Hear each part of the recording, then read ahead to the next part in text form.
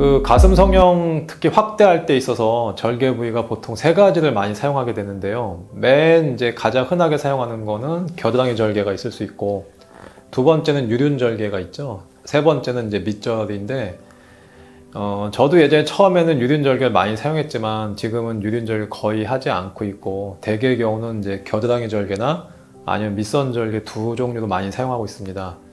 일단 유륜 절개를 잘 사용하지 않는 이유는 뭐냐면, 여자분들 그 유선이라는 조직은 바깥에 유관이 피부하고 연결되어 있기 때문에 피부에 있는 정상 세균이 유관을 통해서 유선으로 들어갈 수 있다는 뜻이 됩니다. 그러면 유륜절개 하게 되면 아무래도 보형물 넣는 과정에서 외부에서 들어온 균하고 만날 수가 있게 되거든요. 그러면은 감염의 위험이 높고 동시에 구형구축의 발생 확률이 증가하기 때문에 요즘에는 저는 유륜절개를 통해서 수술하는 건 거의 하지 않고 있습니다. 겨드랑이 절개는 가장 흔하게 많이 사용하는 범위고, 흉터를 일단은 겨드랑이 속에다 숨길 수 있는 장점이 많아서 가장 많이 사용을 합니다.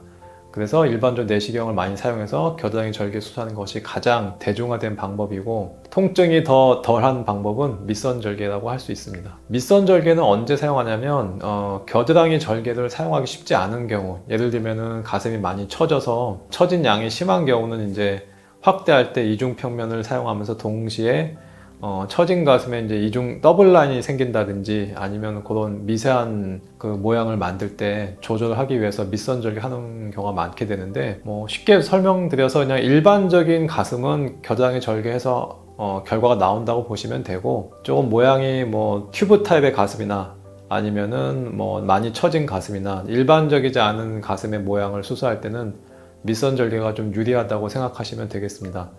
통증의 차이도 좀 있는데, 아무래도 겨드랑이 절개가 겨드랑이에 있는 조직을 많이 지나가기 때문에 이쪽이 예민해서 아무래도 통증이 더 큰 단점은 있고, 밑선 절개는 반면에 이제 바로 가슴 밑선을 절개하고 그 위에서 바로 수술하기 때문에 생각보다 통증이 더 덜한 단점이 있죠.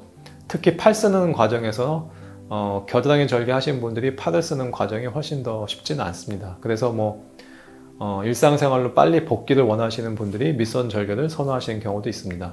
하지만 뭐 그렇다고 겨드랑이 절개 한다고 해서 팔을 아예 못 쓰느냐, 그것도 아니고 실제는 절개 부위보다는 어떤 수술을 잘 받았느냐에 의해서 결과가 결정이 된다고 생각하시면 됩니다.